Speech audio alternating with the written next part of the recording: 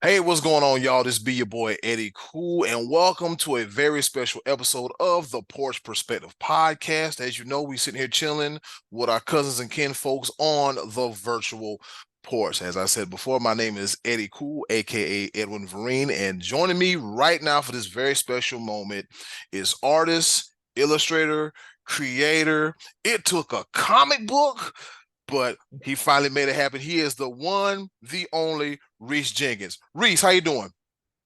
Man, thank you so much. That's cool, man. How you been, brother? Living, breathing, can't complain. I mean, I know you see the background. I know you see the That's hat. right. I'm still celebrating. I was mad because I had to work that day because it was right down the street at the Rocket Mortgage Field House, and I was like, you know what I said, but I'll be there in spirit. I'll be there in spirit, and Mhm. I ain't never heard a restaurant so doggone quiet. What y'all got to say now? Gamecocks don't win. Caitlin Clark didn't win. Get the camera off her. Get the camera off her. But if you want to know more about how I feel about that, tune into the latest episode of the Sports Bros podcast. Like I said again, thanks for rating, reviewing, subscribing. The Porch Perspectives podcast. Keep on Yes, doing sir, what y'all brother. do. Keep on doing what y'all do. All right, Reese. So here we are. It took a while for us to finally get it together, but we are here. Tell me, man, like how you feeling, man? How you feeling like at this point in your life, man? How you feeling right now? How's life going for you? I'm ecstatic, man. Mm-hmm. The fans show a lot of support, so um, I'm grateful. I'm honored. I'm blessed to have such a diverse fan base, and my crew that supports me, my lesser known family, Mm-hmm. for lesser known comics, they support me so much. So I'm just blessed, man. Thanking everybody for the opportunity. Perfect. You just held up a copy of what was that? Deuces Are Wild. Yes, sir. All Yes. right, great. You just held up a copy of Deuces Are Wild. Speaking of that, I was gonna say that towards the middle of the conversation. But speaking of Deuces Are Wild, man, what was the inspiration behind the creation of Deuces Are Wild? The inspiration behind Juice is the Wild Man, to be honest with you, was my son's idea. Mm-hmm. Um, my son Nate, he's one of those that he can create anything out of nothing, and he's Right. an outstanding writer. He's my son, and he's an outstanding writer. I'm blessed to be his father. Um, we created this during the pandemic. We everybody was shut down during the pandemic, and we would just because we had a long distance relationship. I was down in the south while he was up in New York, with his mother and his family. So what we would do, like, we couldn't spend as much time together during the pandemic because the separation of states. So what we do to pass the time when we did talk to each other, we would come up with these ideas of creating characters, and it was an ongoing story that we developed between the two of us. And then when we actually got up together, within like a month, I think I was down there for like a month, and then wherever I got back up here, um, we just sat down and he was like, Dad, this is a fantastic story. We should keep it going. And it just kept going back and forth. And then, one day I just happened to meet the right foot in the door per se, and rest is history. Yeah, because hey, I'm your boy. I've been there for like the long time grind, man. Like I said, we got a little phrase, a little joke, like what? It took a comic book cover just for somebody to turn their head this way, But it Indeed. but it be like that sometimes. And speaking of, we are both from the South, and with that being said, tell us about your background just a little bit, if you don't mind opining on that. Okay. Let me see. Well, my background is we come from the same neighborhood. Right, right. I was blessed to have you in my circle a long time. Mm-hmm. If you don't mind me telling the story to everybody, Go. um, Yeah, go ahead and tell it. Go. I knew it was coming. Go on and tell it. Go on and tell it. the first time I met Eddie Cool, we were back in school together, and um, I was about to do something diabolical. Let's just put it like that. Yeah. I have a particular nickname, and sometimes I would have to do diabolical stuff or whatever. Um, the bull, the bull's crazy. Um, Eddie Cool happened to be at the lunch table, breakfast table at that morning whenever I was getting ready to go do something diabolical or whatever. And it came with a saying. Somewhere has this picture. They took of all of us, and just as they was about to take this picture, and I was in a bad mood, Eddie Cool comes out of nowhere and says "State Bird," and the way he said it, he did it in a comedic way, and I squirted milk out of my nose. And ever since then, we've been best friends. I And mean, matter of fact, man, that picture's in my house in South Carolina, man. This I forgot who was all in that picture, and mhm. all I saw was you just going, Yeah, and I was like, yeah, yeah. he about to spout some more milk. So let me just go ahead and lean to the left. Yeah, brother, that was a very fun time. You had a conversation with me a while back. We going backwards to go forward. You had a conversation Okay. while me about Eddie Cool. You got the gift, but let's Mhm. speak more about your gift. What age did you realize that you had a talent to draw, to illustrate? Because I don't care what anybody says, that is a sheer God-given talent. Yeah. When I was very young, I started drawing Ninja Turtles. Hmm. I would just do it for fun, and you know, in my younger years, so we're talking like, I mean, 7, 8 years old. I was really starting to, draw figures, and where everybody else was doing circles and adding little sticks to it, I was drawing like whole profiles at the time, Hmm. characters. I would draw them for my friends and give them to my friends and stuff. And I had a lot of teachers. I grew up with a lot of old school individuals, like a lot of adults. So I was raised around a lot of adults. A gentleman by the name of Ulysses Gore and Miss Mary Gore in the Carolinas. They saw that I had talent and introduced me to Miss Frances Williams, who gave me the opportunity to go. And that actually helped me up as I got older, um, helped me get into like the colleges and universities and all the stuff I've been studying. Had it not been for these individuals, including my great grandmother, Addie Hmm. Green, and Hmm. my other grandmother, C.O.P. Without these positive individuals in my life, I don't think I would have matured into the artist that I am today. Right. Yeah, Mr. Gore and Miss Gore, man, I remember they used to have that little store right there in Boot Hill. You used to go there and get them good old snapples and cowtails. Yeah. Yes, yes, yes, sir. Yeah, the little store right there in the neighborhood, man, can't go wrong with that, man. Because the area that we're from is so small, and everybody knows everybody. And bull, if you take a girl to meet your grandmama, she gonna start asking series of questions, and you gonna be right here like, God, dog. I guess we can't talk anymore, honey. But that's neither here nor there. Influence, like who are your influences in the game? I have a lot of influence. Dan Price, who does Bigfoot Loves Karate, Celestial Comics. I love that. I He's love that title. Bigfoot does karate. Like, what the hell? Yeah. no Bigfoot knows karate. I'm sorry, Bigfoot Bigfoot knows. knows karate. I'm sorry, Bigfoot knows Yeah, karate. yeah. It's an awesome book, man. That's one of the ringleaders. My friends and family, my son's a major influence in my life. Just seeing that, I have the opportunity to work side by side with my son and create this project that's flourishing, and to let him be able to, put his input in, and we grow something together to build other generational wealth. Because Hmm. trust me, we're getting a lot of positive information back, positive vibes back, positive family and everybody that support for this project. So, my main people that I would say more inspirations were Stan Lee. This book is a lot of family orientation. So my family is my biggest inspiration for this book. Right. Yeah, you can't beat that. Now, you were talking about how the Gores and Miss Williams had an impact of you going to school. Mm-hmm. Um, Me and B Live had to make a trip to North Carolina one time before to make sure you had your, Miss Addison reaching that Frigidaire, going to get them butter beans. I'm like, B Live, I'm like, B Live, my homeboy Brian lives like, hey, B Live, I'm like, B Live, we got to book it, man, because we can't let these beans thaw out, because if these beans thaw out, then we got to throw them out. And, we don't want to Miss Addison, well, what happened to the beans? Well, mama, goes a little something like this. But Yeah.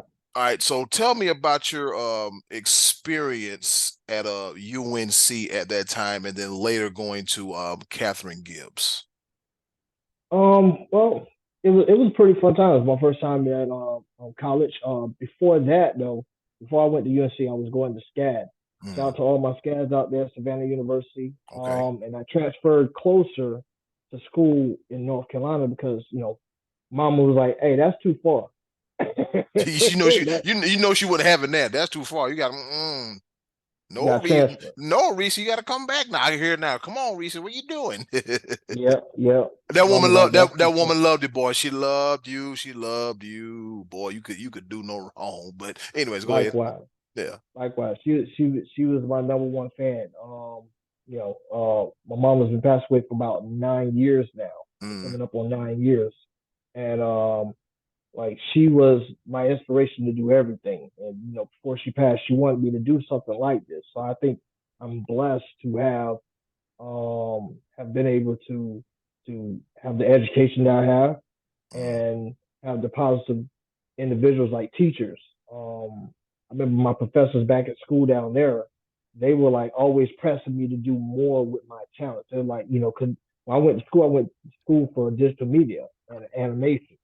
So when they saw I had a knack to be able to draw this stuff and create the stuff, they were like, "You can do more with this." I didn't see what they saw. I didn't see that I had that gift. I was like, "Man, this is just what I do." Like I used to make characters out of tinfoil, like remember that and yeah. pipe cleaners and stuff like that. Like those were to me. I had more fun with that than you going. You can't buy me a toy.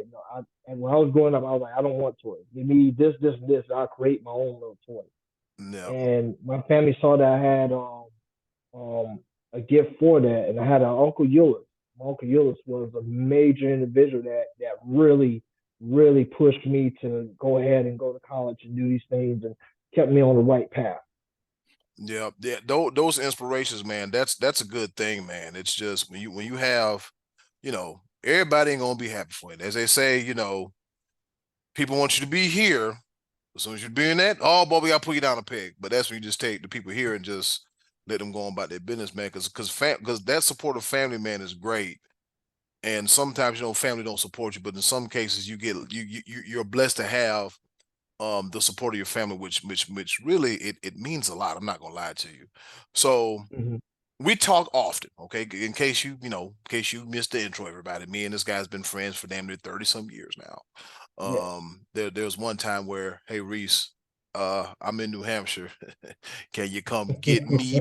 By the time I can say E, that damn Avenger was right in the driveway. All right, man, let's go. That was another epic night as well too. So Reece is more like people that got friend now, man. This dude is more like my brother, man. I ain't gonna lie to you. So that's why I had to get you over here on the virtual porch.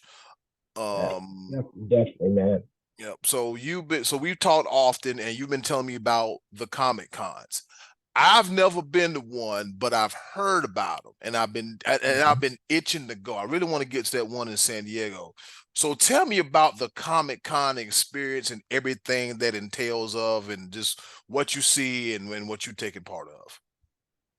Well, put it like this: when you go to the Comic Cons,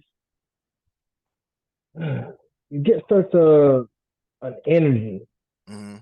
of accomplishment, brotherhood, and family when you go to these Comic Cons. And when I say it's a lot of fun, it's a tremendous amount of fun. If you've never been, then you need to go at least one time in your life. Oh, I I tell gotta people go. like that, just like when you go to WrestleMania and you go that one time in your life and it changes your life, go Hmm. to a Comic Con. People are like, oh well, I don't go. There's not that many people. Oh, it is hundreds, on thousands. People go there, they buy merchandise. You got people that dress in cosplay. Cosplay is like when they go and dress as a character, Hmm. a particular book or something like that. If a lot of people, what was the name of that show? Something Theory. Big Um, Bang Theory. Big Bang Theory. There you go. Hmm. They did Comic Con within Big Bang Theory. I had people tell me they thought it was just just something they had in the show. I'm like, no, that's an actual real thing, and it's so much fun to do a Comic Con because when you go there, like I said, you feel the energy, you get to meet the fans. The fans are crazy, amazing people. from all over the world. Um, it's just cool. It's so much fun. A lot of fun. Whenever you go, you sell your books and stuff. Get to give speeches sometimes. You get to be on these things they call councils. You go on these councils and these, they sit there and people be like, they ask you questions, you respond, et cetera, et cetera. You get to tell them about your background, like I'm doing now with you, Eddie Cool. Hmm. It's just so much fun, man. I love doing it. Yeah, like I said, I've heard about Comic Cons and I've never been to one. And if I ever, I need to see if they have some, if they have them here in Cleveland, and I'm pretty sure they Again. do. Mm-hmm. So the next time I see one in Cleveland, like, yo, I've got to go just to be immersed in the atmosphere. When I was in Atlanta, I should have took my ass to one because they always got something going on in Atlanta, so I should have took that one. But that big deal, that big Dundada is the one in San Diego, California, which I got to get. I like being around different stuff. I'm a sports guy, but I grew up watching the X-Men and reading comic books, and I read trade cards and draw superheroes and wrestling and things like that because I've watched X-Men 97, Mm-hmm. and it's kind of taking me back to the time to where I was like immersed deep in it, and I was like, because I look at some things, I was like, oh, I know who that is. I know who that is. That caused that because that caused, like it's kind of like seeing the storyline unfold, and you can kind of pinpoint it together. But the things that these certain elements that the original X-Men didn't cover, it's now covering it, and I was like, why you Yes, got? and the new 97. Mm-hmm. Yeah, so have you seen it yet? Have you seen any of the X-Men yet? I have. Well, X Men were a major influence for me getting into Mm, doing this as well because I've been stuck on X Men since back in the days when we were kids. Before matter of fact, before I met you, I used to have one of my first jobs I ever had was actually at a comic book shop. mm, It's a little bit nice knowing this ever asked me. I'm getting ready to tell you exclusive. My mm, first actual job was at a comic book shop. I was about 10 or 11 years old. I used mm. to come in there and the dude would just tell me, all you got to do is organize a comic book. Organize comic books, you get 20 bucks. That was my job. 20 bucks. And I get to read all the comics I want. And guess what I read? Man, I was heavily into Jim Lee and that Marvel had these guys that broke off. We called them the Rebels of Marvel at the time. They were rebellious, young group of guys. They were kind of like the D Generation X of the comic book world. And they Mm-hmm. created something called Image, is where that's Image Comics is where we get Spawn, the Young Blood, all those amazing comics at that time were created by these guys that were doing the X-Men, Spider-Man books for Marvel. But when these renegades broke off and did their own thing, it kind of did what ECW did to wrestling. It revolutionized the industry and Mm-hmm. made everybody look at it in a different form, you Yep. know. And I was a major follower there. Yep. And speaking of that, man, I remember you have Marvel and you have DC, and I'm not gonna lie, I'm a Marvel guy Mm-hmm. because I think there's a level of connectivity with Stan Lee. And like I remember I watched the Fantastic when they had that block. It was a block they had the Fantastic Four, they had Mm-hmm. Iron Man, and Mm-hmm. they had some other cartoons too back then. I got you. So speaking of Marvel and DC, Mm-hmm. why do you think that people seem to connect? In my opinion, I think that people connect more with Marvel than they do with DC. Now, why do you think why is that? Steady workflow. Hmm? It's continuous workflow. People want something that if I watch this today, I want to know what the next episode of this is. When Marvel blew it out the water when they did Infinity War and then they did the Endgame. When they Mm, put those two together, the way the cinematography was done, Marvel created this whole long list of character movie build up, and then you get to the big bad, and then you had a continuation after the big bad. DC, they try to rush everything. yeah, and it just doesn't seem. It's kind of like, well, have you seen Black Adam? No, I mean, other than the Rock being in it, there's nothing. Don't get me started. I, That's I for another episode. I look at it like this. I mean, just like I said, it's about the connection. Like a lot of us grew up as Marvel babies, Marvel kids, and now we're Marvel adults. Now with the whole like, I remember when they put that thing on Facebook and they had all the movies coming out between 2013 to like 2000, like 2 years from now, and I was like, damn, this Hmm. that's what Marvel's doing. I see poor DC and it's like, when we get another Superman movie, we might have a Batgirl movie. We just might have a Green Lantern movie. We got anybody else over here we can wheel out? We can tell the story of Robin and the Penguin and Mr. Freeze and the Joker. And it's like, and it just seemed, and I'm not trying to crap on the product. It just seemed like mad ho humish. Like, well, we'll just go ahead and roll this out because you guys like it. It's just, but Marvel is crash bang boom in your face with it. It's just because, like I said, I think you can attribute that to like us growing up with it and us Hmm. having a bond. Die Like, Hard fan. yeah, just like prime example, spoiler alert. So just give me 1 minute for everybody else. Just like when I watched um X-Men 97 and Jean Grey had the baby, only find out that Jean Grey was a clone because Yeah. of Mr. Sinister crazy ass. And then when Mr. Sinister said, well, I'm about to go back and get the kid and I'm about to have him, be the BMF of all time, and they dropped him in that water and then they took them out. And then I noticed the marks on the baby's body. And I noticed Bishop, and Bishop was trying to get back to the future. And I'm looking and I was like, that baby has some significance in this story. Hmm. By the end of the show, I was like, Yep. Nathan son. Oh, that's Cable. There you go. Yeah. Yeah. And those little marks you saw it's called the legacy virus. Yeah, the legacy virus. And what it was like, well, you're gonna ruin him.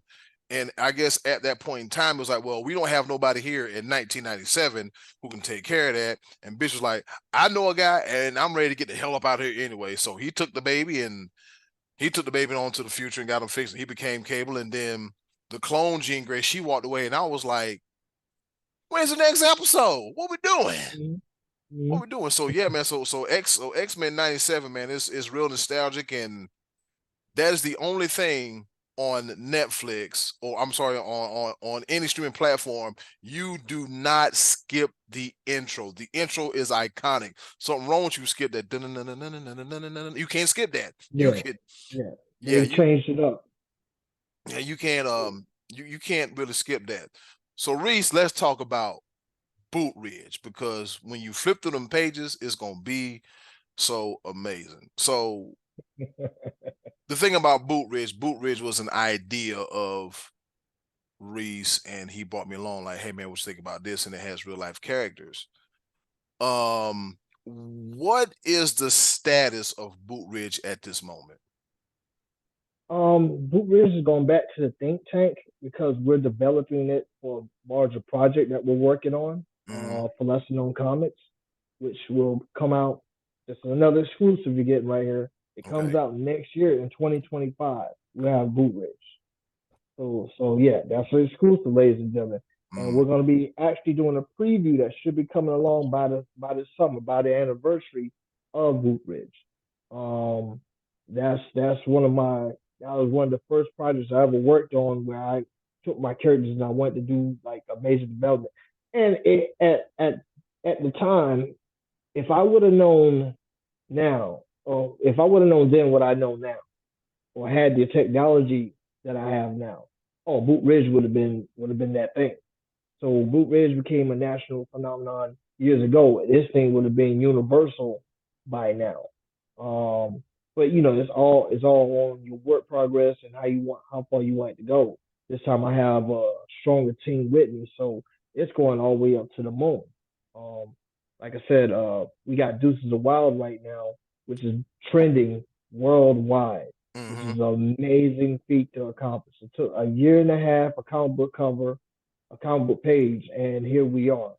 Um, this has been so surreal. extreme surreal. Like I'm just excited. Yeah. So Boot Ridge will be coming out next year, 2025. Get your copy. Yeah, because when you flip through them pages, it'll be so amazing. Cause I'm ready for Boot Hill. I'm like, boy, this been working on this thing for quite some time. So Mhm. been ready for it. You can also find Reece on Twitter, also known as X, but I'm gonna call it Twitter. You know, mama name it Twitter. I'm gonna call it Twitter. You can also Mhm. find him at Real Reece 1123. That's capital REAL, capital REECE. The numbers 1, 1, 2, and 3. You can find him on Twitter, and you see some of his work there as well too. The guy is hella talented. This is my broski for life. This is my dude. Upcoming projects. What else you got going on?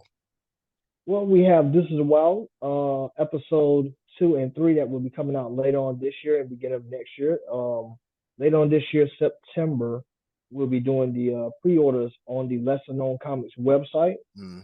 So people will be able to go there and get their copies. Right now, you can go to the Lesser Known website and get the copy of episode 1 of Deuces Are Wild. Ooh, you That's gotta get it. right. You gotta get it. Yeah, you got it. You got to get it. You see the back of this right here? That's him. He drew that. He drew that. That looks real nice. Yeah. As we say back home, boy, you did good. You did good. You did good. You did good. And speaking of Yeah. you mentioned them throughout this our conversation, lesser known comics. Shout out to Mark. I had a chance to interact with Mark several times on Instagram, so shout out to you, Big Boss Mark. Tell Yeah. me about how you linked up with the lesser known comic crew. Okay, so back in 2020, it was a little bit after, by this time the pandemic was kind of like really over with and things were starting to open back up in New York. And I was online starting to post some of my work. This was the beginning stage of me posting my work. And I was doing a lot of graphic design, pay the bill. Mm-hmm. And Mark happened to like one of my designs. And I looked on the white. I was like, all right, cool. Someone on the World Wide Web likes some of my work. Cool. Well, I go back on the IG and I'm looking through the people that wanted to add me. He's one of the people that add me. So I'm looking to, all right, cool. Let's see. I see lesser known comics. Okay, what's that? I clicked on it and I saw some of his works and I was asking him like, well, I'm a major fan of indie comics. What can I read of yours? And he's like, hey, here's our website. Go here to the website, pick a couple of things that you like, and just go from there. So we did, and he was looking at some of my work. He's like, um, what do you do, art wise? I was telling him I do variant covers. Variant covers when you create a cover from you go from the regular cover to a variant cover, which means you basically you do the same design. It's just that it's a remix. That's Okay, what you call it. I got you. So they Very give you cool. the original, you create the remix. Yeah, because I was thinking, I was like, what does a variant cover mean? I was like, oh, that makes sense, man. That makes 100% sense, man. Like I said, man, you do some damn good work. Um, what fuels you, man? What keeps you going? What keeps you like getting up out of bed and picking like, you know what? I've got to pick up that pen. What keeps you going? Money. No, I'm just kidding. That helps too. Lord, that help, boy, that helps. That helps. I'm just mad I didn't live in um was it Oregon or whoever in the hell won them damn Powerball tickets. I'm like, yeah, come on, man. Yeah, yeah. Hopefully I can scrounge up these five I got down here and get $3 out of some of them, get me an old cheeseburger or something. But go Me ahead and though. you, me and you both, man. No, seriously. It's family. It's family and it's fans. Mm, I'm a people pleaser. And my fans are pleased with the product that I produce every day.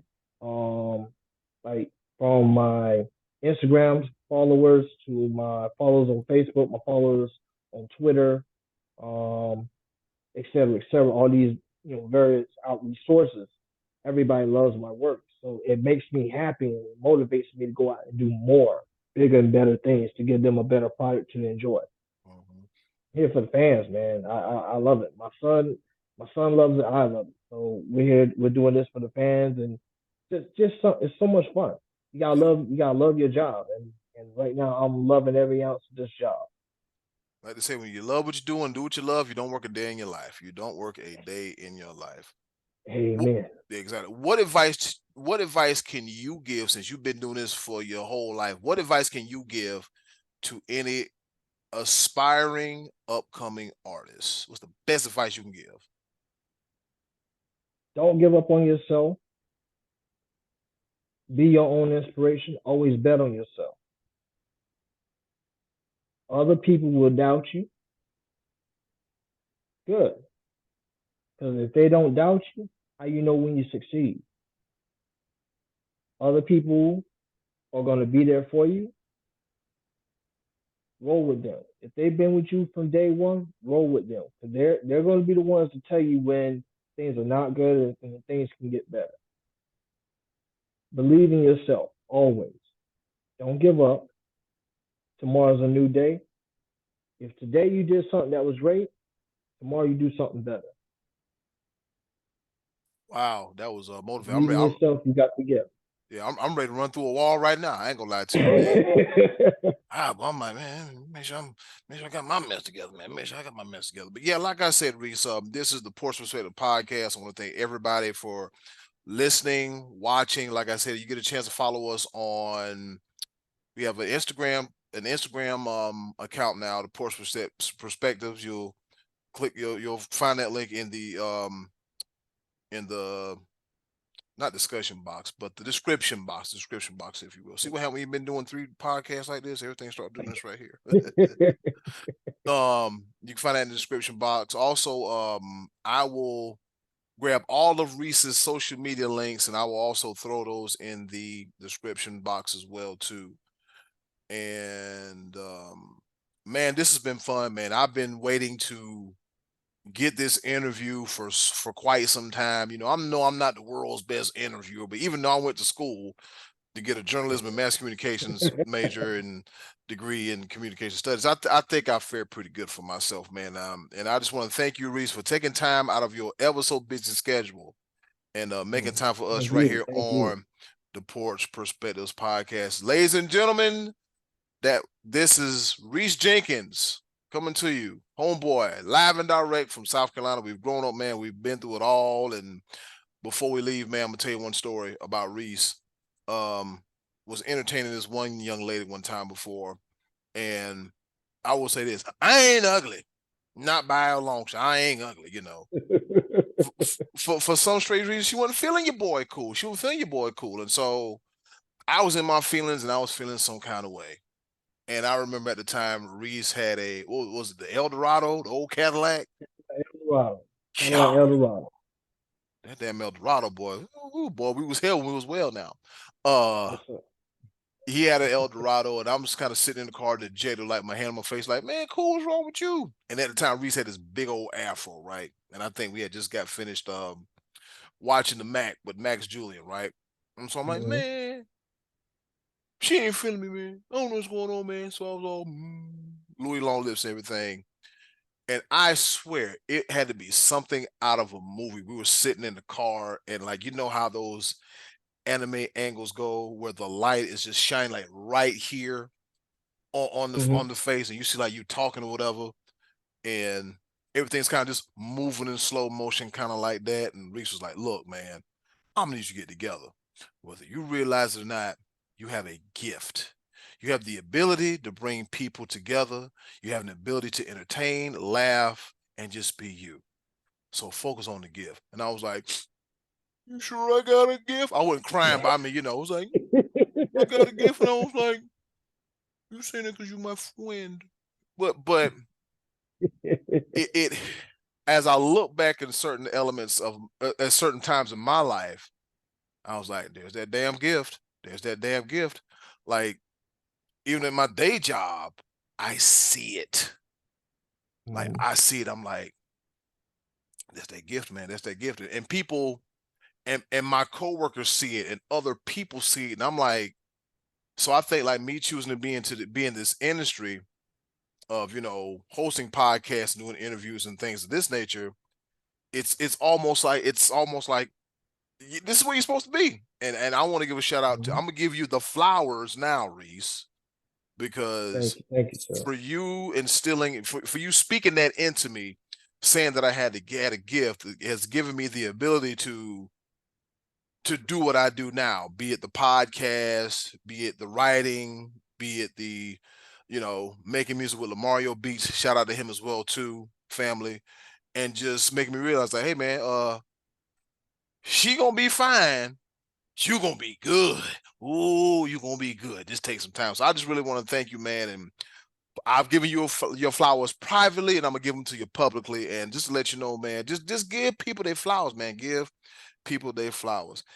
Anything you want to say before we get the hell up out of here, Reece? Fans, thank you so much, first brother, for having me on your show. I'm blessed. To all the fans, stay tuned. Thank you for all your support and continue to support my boy here, man.